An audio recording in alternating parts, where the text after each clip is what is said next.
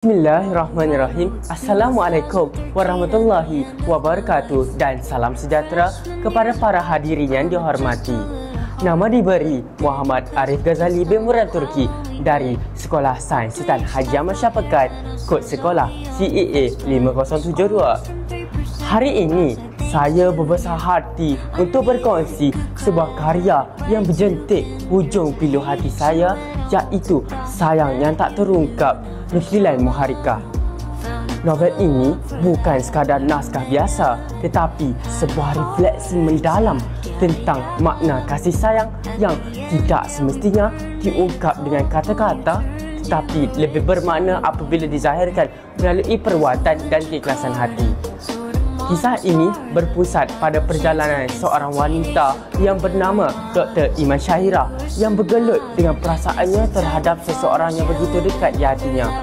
Namun, dalam keterbatasan yang ada, dia memahami bahawa kasih sayang bukan sekadar tentang memiliki, tetapi tentang menghargai, memberi dan berkorban demi kebahagiaan insan yang dikasihi.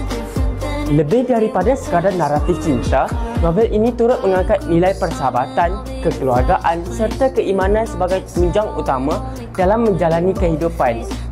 Muharrika berjaya menyulam mesej keikhlasan, kesabaran dan mencintai seseorang tanpa melanggar batas-batas agama dan nilai moral.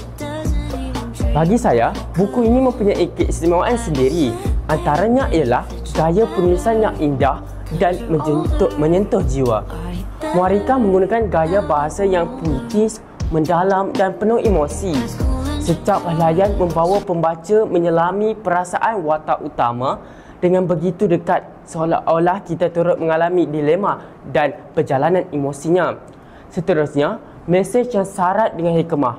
Novel ini mengajarkan bahawa kasih sayang yang sejati tidak selalu memerlukan pengakuan secara lisan. Sebaliknya, ia boleh terselah melalui perhatian, doa dan pengorbanan yang tulus. Akhir sekali, penerapan nilai Islam dalam percintaan. Dalam dunia moden yang sering dikaburi oleh norma hubungan yang bebas, sayang yang tak terungkap tampil sebagai peringatan bahawa cinta yang sejati adalah cinta yang berlandaskan keimanan dan keberkatan. Secara keseluruhannya, Sayang Tak Terungkap bukan sekadar sebuah novel, tetapi cerminan realiti kehidupan yang dekat dengan jiwa pembaca. Ia mengajarkan kita bahawa kasih sayang bukan hanya tentang memiliki seseorang, tetapi tentang memberi dan merelakan dengan penuh keikhlasan.